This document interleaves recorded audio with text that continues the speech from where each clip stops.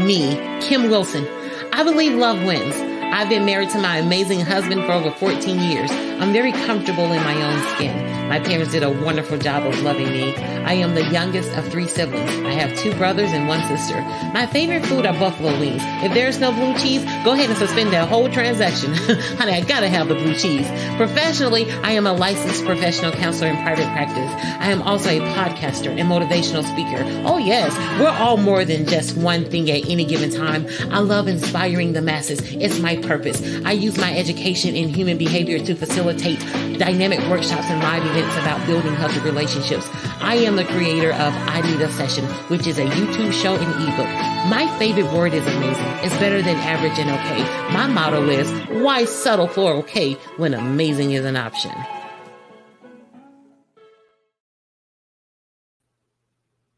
Happy Thursday. Welcome to I Need a Session. I'm your host, Kim Wilson.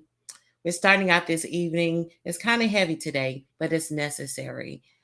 If anything, I stand in gratitude that I am able to hold a light to some of the survivors of our most recent tragedies. Yeah. So it's only just fitting to talk about mental health today. For those of you who may not know, the month of May is actually observed as Mental Health Awareness Month. I certainly observe it every single day.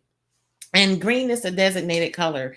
There's actually a push right now for corporations to light up their buildings, for those skyscrapers to light up their buildings in the month of May, just to even bring more awareness. Hi, Tamika. Thank you so much for joining. Before we go any further, I want to take an opportunity to honor and recognize the individuals who transitioned from this world in Uvalde, Texas, and the survivors and victims at the Tops grocery store in Buffalo, New York. There you are. When I see those faces, I got to tell you, when I watched the news and those 19 children, 2 teachers, instantly, I felt hurt. I felt sad. And yes, I did. I cried. At that time, even though I did not know any of their names, I cried. Hi, Karen. Thank you for joining. And the next day, right away, I had emails. People were calling and they wanted to book a session. They wanted to talk about what they saw, what they felt. And that's the thing about pain, hurt, and trauma. How many people it touches, tragedy, how many people it touches when we have unaddressed, untreated mental health, the impact that it can have on individuals, families, communities, and the world. So I believe this conversation does not stop today. We have to keep having it because that's something that every single one of us can do. One of the impact of what can trigger mental health for a lot of individuals is trauma. When I think about what happened in Uvalde, Texas, and Buffalo, New York, and other places, the thing is, for those lives that were lost, all of those people had other people attached and connected to them. Some people, it's going to take a while to be okay. Trauma is another word for pain. When you think about the level of trauma, those babies, those kids, when you hear gunshots going off, the sound of that doesn't necessarily go away the next month for some people. Some of those kids will hear that for years to come. When you think about the smell of that rifle, some kids will remember that, on into their 40s and 50s. When you think about the just even the smoke left, when you see something like that, you can't unsee it. So the flashbacks that some of them will have, when I think about the officers who responded, the people who responded to the scene, seeing all those bodies, it touched them. And these people are connected to families. Some of these people, when you think about 80 officers who went out there to respond because everything had a sound, it had a smell, it had a look. Some of those first responders will be changed because of what they saw. When you think about the teachers who worked alongside the other two teachers, the teachers who taught these students, the people in the grocery store that worked next um, to those victims, um, the best way I can describe trauma is if I was standing in a parking lot and there was an accident. I was not a part of the accident. I was able to see the accident. I was able to see the aftermath.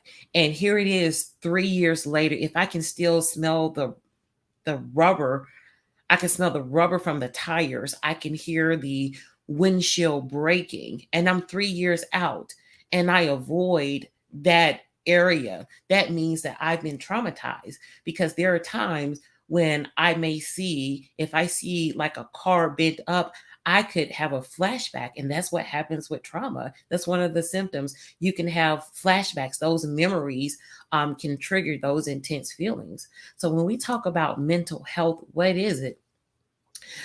For somebody to have a mental health concern, they don't necessarily have to have a mental health diagnosis. When we have a decline or a breakdown in our thoughts, our feelings, our behaviors, that can be the start of the concern. And when it becomes an illness, when when it becomes an illness, there's an impairment in a couple of areas. I always like to provide education for my clients. It's like there's 5 areas that we're looking at that usually um, that can create a decline. One, when there's a change in our lifestyle. Say if somebody lost a job or they've experienced loss, grief can create that. Drugs or alcohol. Drugs or alcohol can trigger a mental health concern or a mental illness because it can change the chemistry of the brain, and it can also be damaging to relationships. And relationships are very valuable, they're like investments. And when we start disconnecting from relationships, we're disconnecting from our support system as well. So that can create even more decline. Um, the other area is when our physical health changes. When we have a chronic illness or something like that, that can create depression because we don't feel like the person that we used to feel like. And it can create shame, guilt um, with our relationships, that area. And that can go along with grief and loss when we start to have breakdowns in our relationships, friendships. Even if we're going through a divorce can feel like a loss. People don't have to die for you to experience grief. I used to work in a crisis center many years ago, and this crisis center, well, every for the most part, every state has a crisis center. If you called the crisis center, you're connected to a licensed professional and they are able to assess what your needs are. And if somebody is having something like a suicidal ideation, or if they're thinking about not living anymore, taking their life or taking somebody else, that professional can listen to that individual and walk them through next steps. It can be just very comforting just to have somebody to listen to you. One of my favorite quotes is, "When somebody listens to you deeply, you suffer less," by Thich Nhat Hanh. Just to have somebody on the other end with a very soothing voice, asking questions, listening, trying to figure out what the challenge is, that can be very soothing to a lot of people.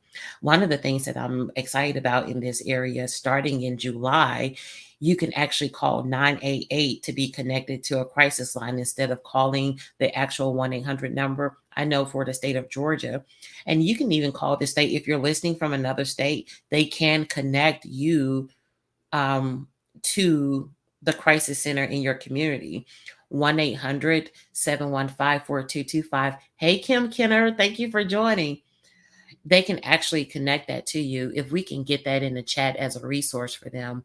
1-800-715-4225. So I think it's fantastic that we'll be able to have that resource starting in July. But here are a couple of statistics I wanted to read off to you that I think is interesting. The first one is 1 in 5 people will experience a mental illness during their lifetime. Everyone faces challenges in life that can impact their mental health. Absolutely. As a counselor, I get that. Some of you may not know, I do work as a licensed professional counselor.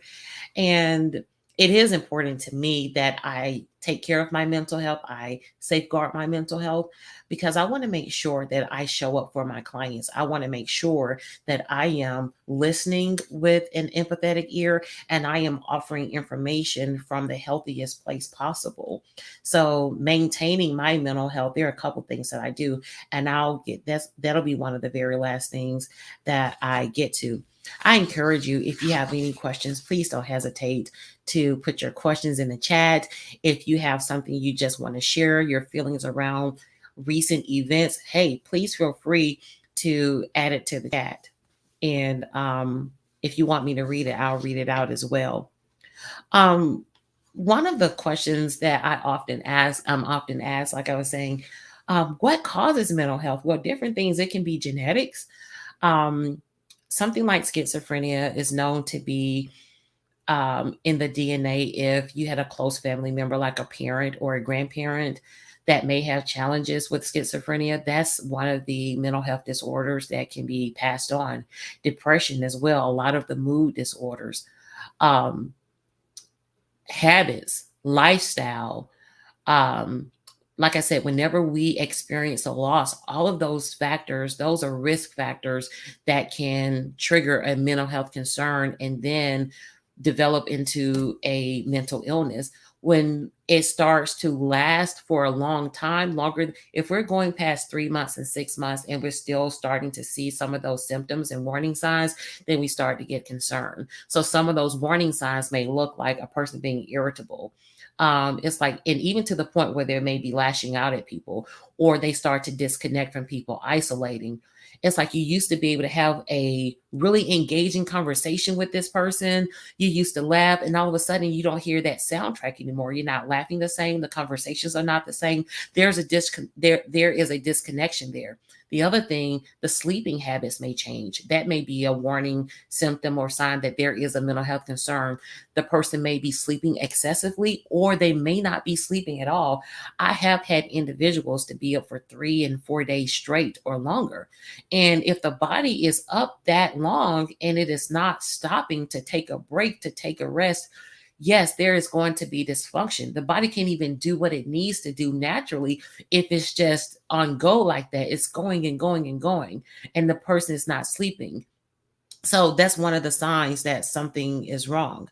The other thing is, um, whenever we used to live a certain way and we don't anymore, and say if you go over to somebody's house, you notice that it's not as clean as it used to be. That's one of the signs too that something may be going on with that person, because there's been that pattern and that behavior is changing.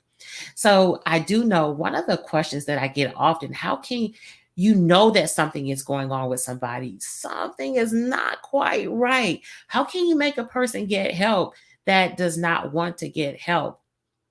Well, that's the whenever they are a danger to themselves or others, that's when we can push that a little bit more. Because if somebody is a danger to themselves or others, they are self-harming, or they are threatening to hurt themselves or hurt somebody else, we can actually call 911 or call the crisis hotline and let them walk us through that. I say, if you know that you have a family member and a lot of their habits and behavior has changed and it's been 3 to 6 months, I say start documenting what you see. Because if you had to go to the court and enforce something, a lot of people are a little afraid of that because they don't want the person to be mad with them. And if that has ever happened to before, the threats can come. And so you feel the person may feel like, well, I don't want to lose them. Well, the fact of the matter is, you've already lost part of them, because the part of them that you used to know you're not seeing anymore. So, but a lot of times we will operate from a place of fear if we try to get this person help. So sometimes we just don't do anything. So, but I say, just to go back to the documentation part, start documenting the behaviors so you can see the log for yourself. Like, okay, this is what I observed and witnessed. And, on Tuesday, the same thing happened at the same time. On Wednesday, you can have some great data. With anything in life, when we have great information, we can make great decisions. And that way, if it came down to actually having to have this person, what we call it, a 1099 and 1013 in Georgia, when they have a involuntary commitment into the hospital. And usually when something like that is happening, again, the person is either a danger to themselves or somebody else. They may have what we call psychosis, where they have hallucinations or delusions. And if somebody has hallucinations or delusions, that's dangerous, because they are making decisions based off a reality that is on a reality in their mind that is not true. If you actually think spiders are crawling on you and you have to get away and you start running into the street, yes, you could hurt yourself, get run over by a car, because there are no spiders on you. There's nobody chasing you, but in your mind, you're thinking this and you're making decisions based on that. Because of that, that person does need to be in a place where they can be assessed to see what's going on with them, to see if there's something organic going on, um, to see what's going on with the chemicals in their brain. Was this something brought on by drug use? Or, that's when hospitalization is necessary, because you don't want the person to make decisions off of realities that are just not true. So there are different, how do we get help? There are so many different ways to get help. I really love the work that Mental Health America has done. You have resources like the CDC, but Mental Health America, and that resource is mhamerica.org. They have done a lot of the legwork for us. They have information, they have resources, even access to mental health screens, so you can see if something is going on with you or even somebody that you know. It's like, well, here you go. Here's a resource. The thing is, yes, we can provide resources for people, but we can't make them do it. So just like if a person had um, you notice that they had a bruise or a bump on their arm that was not healing. We can't make them go to the doctor to get that bruise or sore looked at. We can encourage them. Such is the same with mental health concerns. We know that they have a loss of interest in things. They're isolating themselves. They're not laughing a lot. It looks like they have disconnected from their joy and they're happy. We can see that. However, we can't make them do it. So we can continue to gently suggest. I say, don't ever underestimate the power of support. I recommend having as many positive interactions as possible.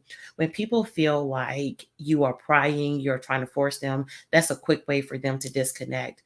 Um, Support is so important. When I think about the survivors and the families of the people in Texas and New York, and those families that have been touched by trauma, what's going to make a huge difference for them right now is support. I know a lot of people want to help them, a lot of people want to call them, but what's going to be most important for them is to be surrounded by what's familiar to them, to hear the language and the support of those who are familiar with them and their loved ones. And then over time, we can continue to say, hey, I want you to know I'm here for you.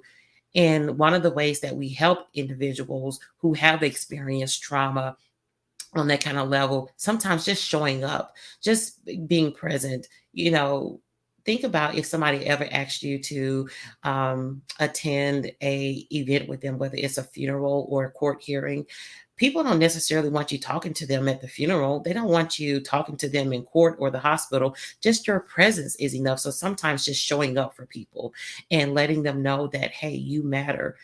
um, what you need matters to me, and just having a presence can make a huge difference. The other way that we get help, there are so many, we can start our journey to recovery or mental health intervention, even through all of the self help tools that we have available to us. Books are tools.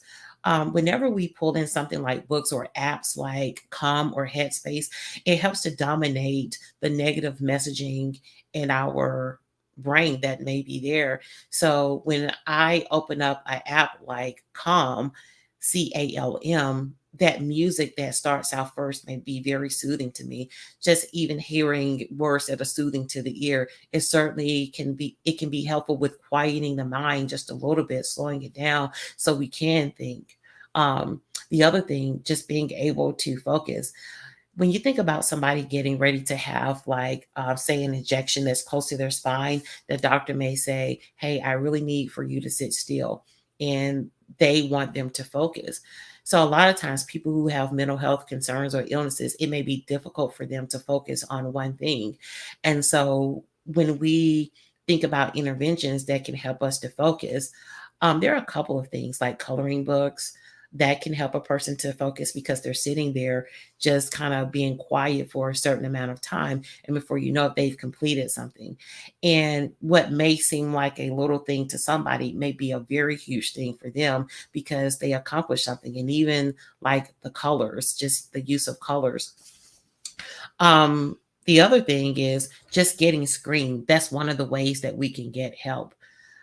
You can, if you are employed, maybe your company has EAP programs, employee assistance programs, or you can connect with your insurance companies to see if they have any recommendations for providers in your area. You also have websites like psychologytoday.com where you can actually go look at providers, look at their profile to see if they are a great help for you. The thing is, we don't have to suffer. And a lot of times with mental health, we will suffer in silence.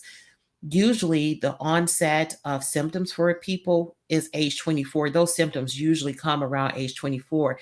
There's actually an 11-year gap between the time people start seeing, noticing the the signs and between when they get help. A lot of times people will just kind of wait for years and years until they've experienced a huge loss, such as a divorce, relationships are failing, and their mood is just, their moods are just constantly up and down, or they've lost a job and then they go get help. But usually, yes, people start seeing signs by the age of 24, and it may be 11 years before they actually get help. There is a stigma that's still attached to mental health because when people think about getting help for their mental health, it's like, well, I'm not that. That is crazy. So when they think about a person who's crazy, they're thinking about the person who's talking to themselves. And I always like to explain to my clients, therapy is not about what is wrong with you. Therapy is about understanding your thoughts, your feelings, your choices, your behavior. When you understand something, it gives you the power to change it. It gives you the power to accept it. When I say accept, acceptance is a real tool because we get to accept the things that we can change and the things that we cannot change.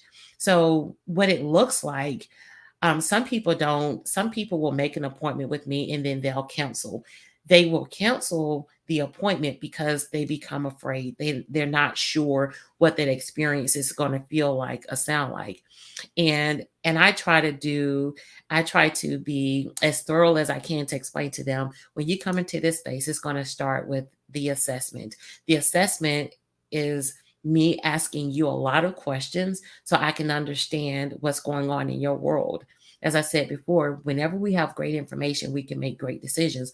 Once I identify what your strengths and your needs are, your core challenges, your core issues, then we can make a decision together what you would like to work on first. If you feel like you want to work on not overthinking or comparing yourself to other people, or even if you want to focus on not being sad all the time, we can do that. And then we will build your treatment plan. So I like to give people a sense of what that experience is going to feel like if they've never had that experience before. And so, lastly, maintaining your mental health. There are a couple things that I do as a therapist. I always tell my clients I'm in therapy every single day. Whenever I get up, I usually listen to something that's very positive And sometimes it's music therapy. So when I see my last client of the day, I usually turn on a song just to kind of bring me to this place of boom, reset, let's go. That's me in music therapy. I'm usually burning a candle. That's aromatherapy because of the smell. Whenever I take a shower at the end of the day and I have that water on my skin, that's hydrotherapy. So there's all of these different um, interventions that's available to us. The other thing, breathing techniques. Breathing exercises are really important. Breathing and relaxation exercises.